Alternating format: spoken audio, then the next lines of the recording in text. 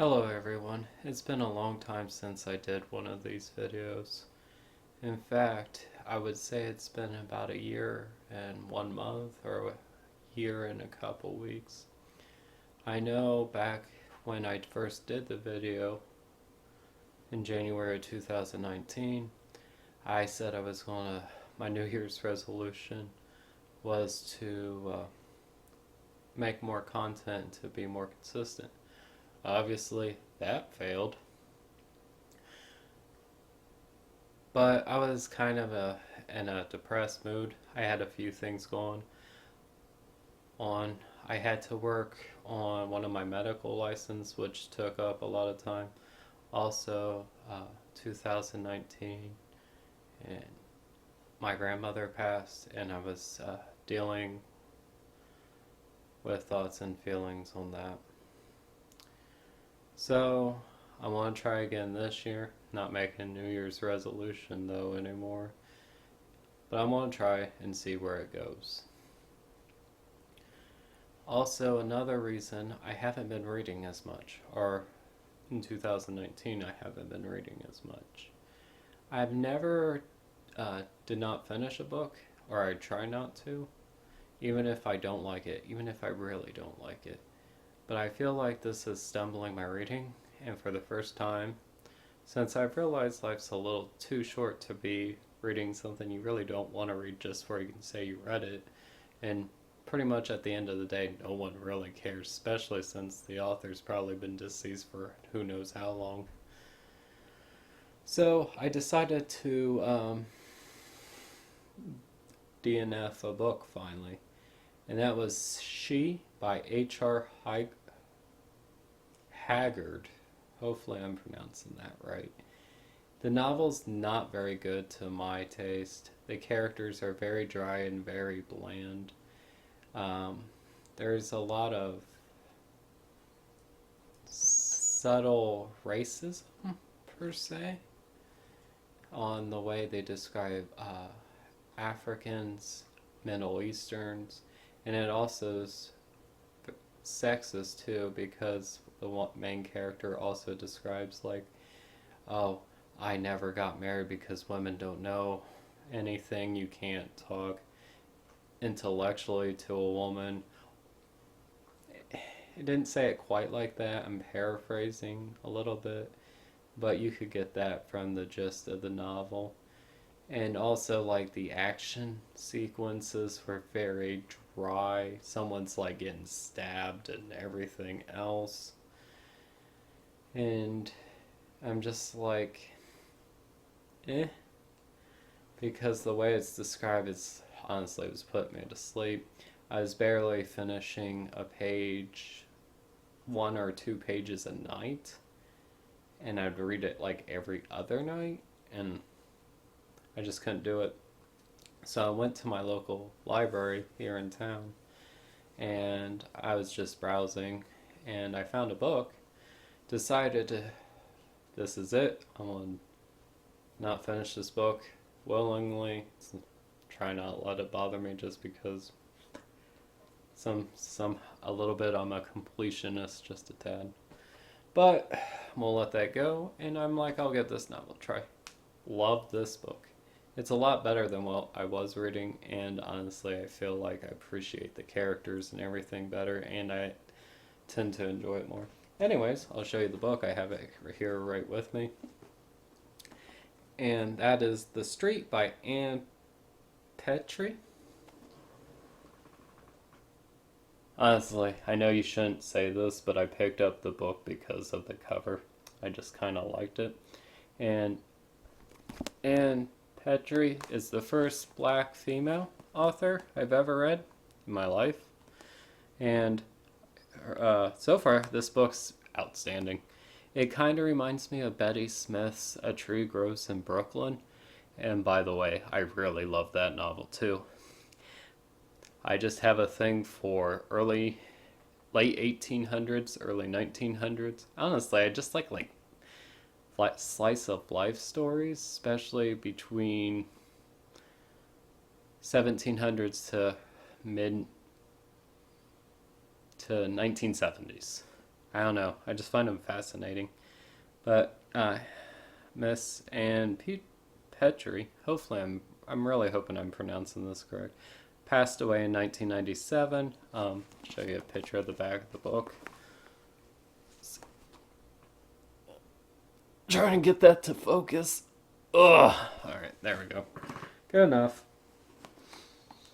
Anyways, had this book less than a week, and boom. That's how much I got done. And this is just reading it at night. Can't put this book down, honestly. Well, I mean, I have to. I have to sleep. I have to work all that. Work gets in the way of reading a lot of things. But, believe me, I'd rather be reading than working. But, glad I put it down. I'm glad I put down the novel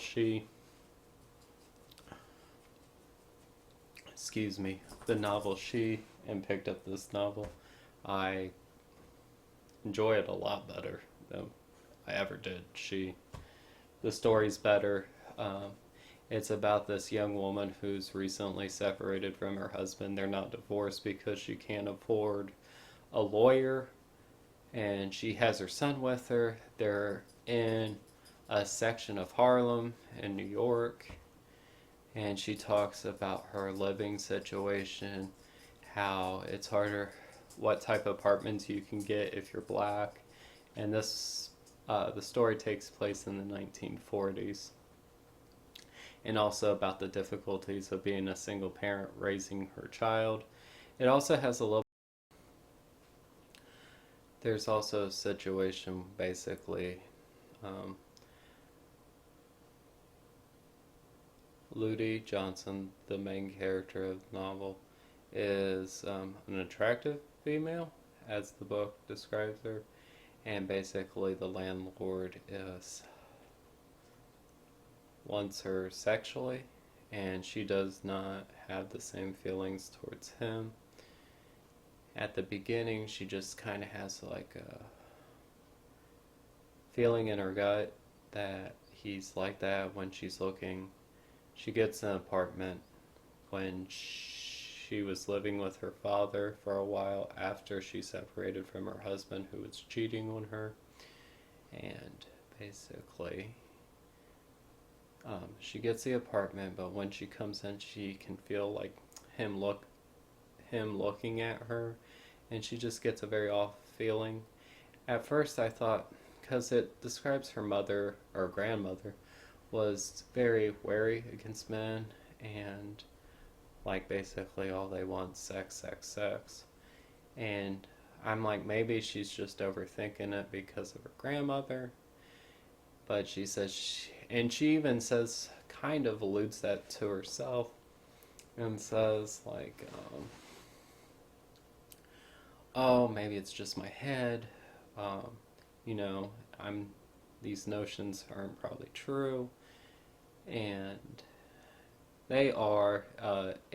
This is when, for like a first lot of the novel, it's her perspective, but then it kind of goes in this the landlord's perspective and a few other people who live in the apartment building later on. But he does. She's pretty much right about him, but at first you're just like, I don't know where it's going to lead to, if it's going to lead to assault, and, or how that's going to play out. I'll try to, sometime in March, try to wrap it up and just tell you a little bit more about it. But there's some other things. She talks about like having to work a job as a maid. She's trying to get her secretary's license, and how hard that is, how she has to work pretty much day and night, why she's trying to raise her son, how it describes her life as like how hard it is to raise a son in the 1940s, which is when the novel takes place. And I don't know if I mentioned it beforehand, but it takes place in Harlem in New York during that time. And basically, just like the ins and outs of the city, the building, the smells, the besides the other people living in the building. It's a very well-rounded novel, and it reminds me again of, or I'm not sure if I said this or not, of Betty Smith's A Tree Grows in Brooklyn. Obviously, just from a little different perspective on the case of the woman. It's a little more adult per se. Not that Betty Smith's novel wasn't adult, but there was like, I don't know. It's a little, it's different, and I liked it though. It's still slice of life. It's still in that same setting a little bit, even with New York, but just a lot different life experience perspective. A lot different life perspectives on it. I'm glad I got it, but it's, again, burning right through the book. Very much highly recommend. I found this one at the library. Oh god. Library by chance, but I know they have it. You probably find it anywhere. I feel like this one's pretty much mass produced because I seen it on Amazon as well. But always support your local library. You can. This book was $15, and checked it out for free. There you go. Read at your local library. Another novel I've been reading is Stephen King's The Stand. Honestly,